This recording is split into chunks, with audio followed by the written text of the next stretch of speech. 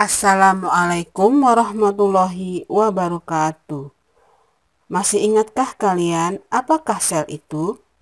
Bagaimana susunan sel-sel itu?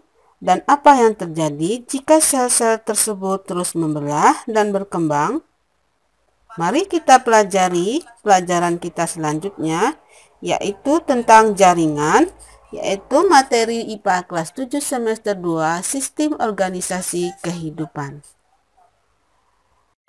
Setiap sel suatu organisme memiliki ukuran yang bervariasi. Ukuran sel mencerminkan fungsi yang dilakukan sel bersangkutan. Pada organisme bersel satu atau uniseluler, semua fungsi hidupnya dilakukan oleh sel tunggal itu sendiri. Sedangkan pada organisme yang bersel banyak, multiseluler, sel tidak dapat bekerja sendiri, tetapi setiap sel bergantung kepada sel yang lain. Kerjasama dan interaksi di antara sel ini menyebabkan organisme dapat mempertahankan hidupnya. Sel-sel yang mempunyai fungsi dan bentuk yang sama akan berkelompok. Nah, kelompok inilah yang dinamakan jaringan. Perhatikan gambar ini.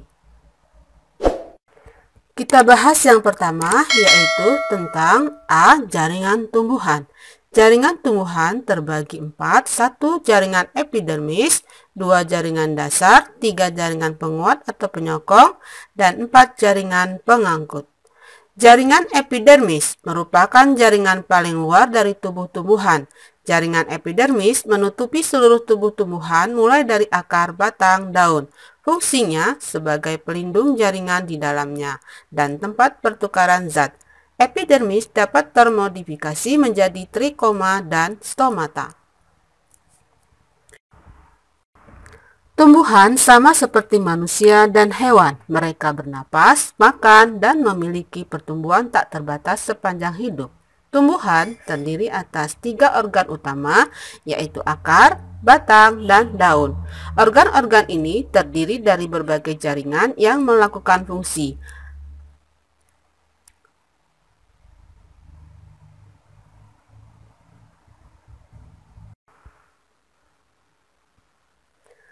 Ada 2 tipe dasar jaringan, yaitu jaringan meristem dan jaringan permanen.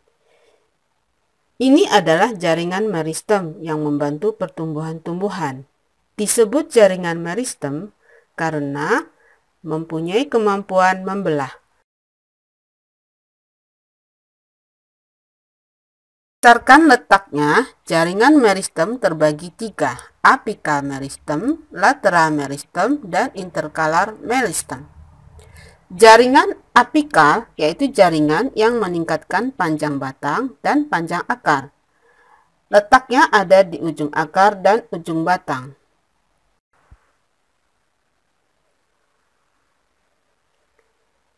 Meristem lateral fungsinya membantu meningkatkan diameter tumbuhan. Meristem interkalar memfasilitasi pertumbuhan daun dan percabangan.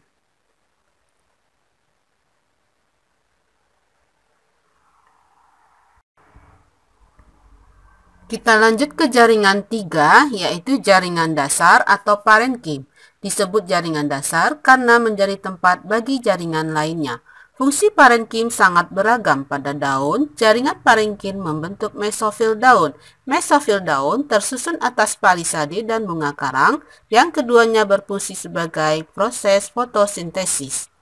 Jaringan yang ketiga yaitu jaringan penguat atau penyokong, terbagi 2, 1 kolenkim, 2 sklerenkim. Kolenkim yaitu jaringan yang memberi kekuatan yang sifatnya sementara pada tumbuhan. Sedangkan sklerenkim, jaringan yang sifatnya permanen. Sel-sel penyusunnya mengalami penebalan dinding dan merata.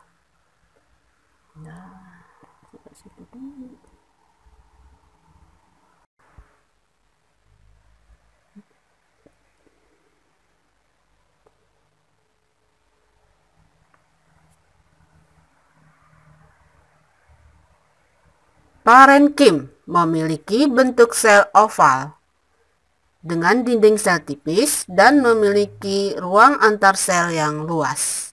Jaringan parenkim membantu dalam proses fotosintesis, penyimpanan, dan juga membantu tanaman air mengapung.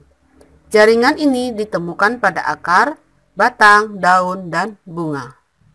Parenkim terdiri dari sel hidup yang memanjang. Jaringan ini memberikan elastisitas dan kekuatan mekanik dan kekuatan tarik pada seluruh tubuhnya. Jaringan ini ditemukan pada korteks batang dan daun. Jaringan sklerenkim terdiri dari sel-sel mati dan memiliki dinding sel yang sangat tebal dan mengandung lignin. Jaringan ini melindungi tubuh-tumbuhan, ditemukan pada akar, daun, dan pelindung keras pada biji. Jaringan yang keempat yaitu jaringan pengangkut. Terdiri atas dua pembuluh, yaitu pembuluh kayu silem dan pembuluh tapis floem. Fungsi silem mengangkut air dan unsur hara dari akar menuju ke daun. Fungsi floem mengedarkan hasil fotosintesis dari daun ke seluruh tubuh tumbuhan. Perhatikan gambar berikut ini. Lihat betapa indahnya susunan sel-sel jaringan tumbuhan. Jaringan permanen yang kompleks. Silem terdiri dari trakeid, pembuluh kayu, parenkim silem, dan serabut silem. Jaringan ini mengangkut air dan garam mineral menuju ke daun.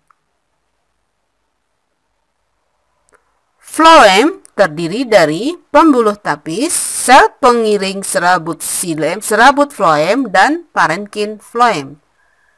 Fungsinya mengangkut hasil fotosintesis ke seluruh tubuh tumbuhan. Lanjut pelajaran kita yang selanjutnya yaitu jaringan hewan. Ada 4, epitelium, jaringan otot, jaringan saraf, dan jaringan penyokong. Kita bahas satu-satu ya. Jaringan epitelium yaitu jaringan ini melapisi seluruh permukaan dalam dan luar dari tubuh dan organ tubuh. Fungsi jaringan epitelium adalah sebagai pelindung tubuh atau organ, pelapis saluran kelenjar, dan penerima rangsangan. Perhatikan gambar ini. Berdasarkan bentuk dan fungsinya, jaringan epitel terdiri atas epitel pipi selapis, epitel pipi berlapis banyak, epitel silindris berlapis tunggal, dan epitel kubus berlapis tunggal.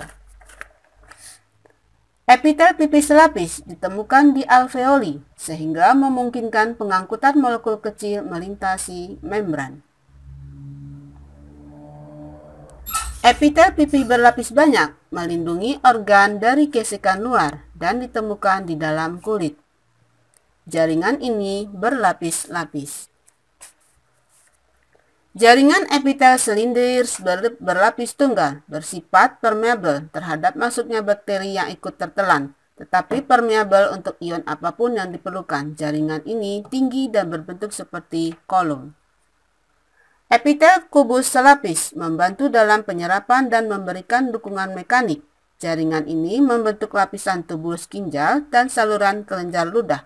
Jaringan ini berbentuk seperti kubus. Jaringan kedua dari manusia dan hewan yaitu jaringan otot.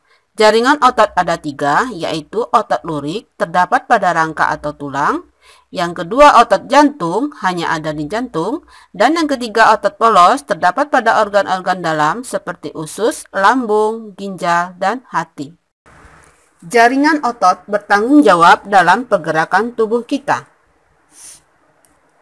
Otot rangka membantu dalam pergerakan secara sadar. Terdiri atas serat-serat panjang yang dengan bagian terang dan gelap yang berselang-seling. Sehingga otot rangka disebut juga dengan otot lurik. Sel otot polos memberikan gerakan tidak sadar seperti kontraksi dinding usus. Otot polos ditemui pada organ tubuh dalam. Otot polos berbentuk gelendong datar kedua ujungnya dan melebar di tengah.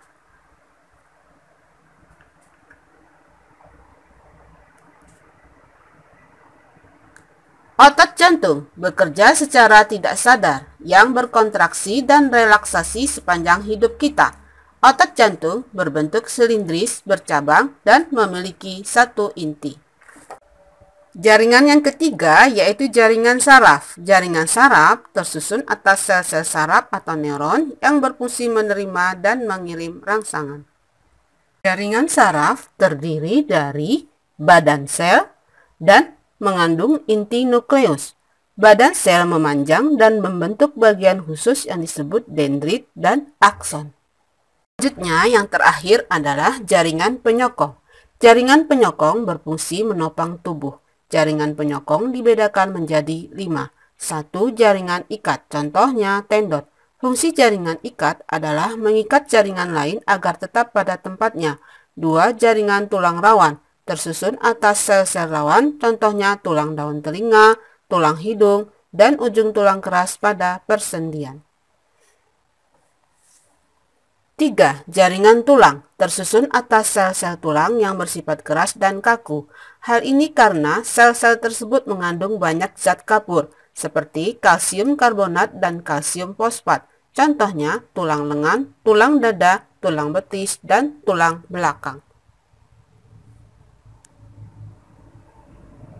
Yang keempat, jaringan darah, terdiri atas plasma dan butiran darah.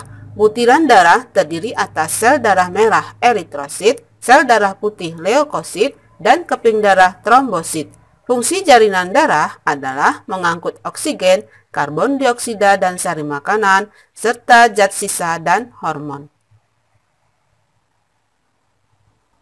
Selanjutnya yang kelima adalah jaringan limfa, terdiri atas cairan limfa yang beredar pada pembuluh darah. Fungsi jaringan limfa adalah mengangkut lemak dan sebagai pertahanan tubuh.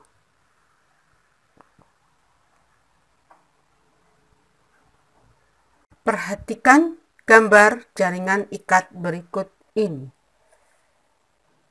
Jaringan ikat mengikat dan mendukung bagian tubuh serta mengangkut bahan-bahan yang dibutuhkan. Darah memiliki cairan matriks. Sel-sel tulang mensekresikan kalsium yang mengeraskan tulang dan organ-organ utama tubuh. Sel-sel tulang sangatlah padat. Ligamen berfungsi sebagai penghubung antar tulang. Jaringan ini berserat dan elastis. Kartilago melindungi tulang dengan mencegah tulang berbenturan satu dengan yang lain. Jaringan ini kuat dan fleksibel. Jaringan ikat longgar mengisi ruang dalam organ. Jaringan ini seperti gel dengan serat elastis dan non-elastis. Jaringan adiposa menyimpan molekul lemak. Demikianlah pelajaran kita tentang jaringan. Semoga kalian semua mengerti. Selamat belajar. Assalamualaikum warahmatullahi wabarakatuh. Jangan lupa like, subscribe, komen, dan tekan loncengnya. Terima kasih.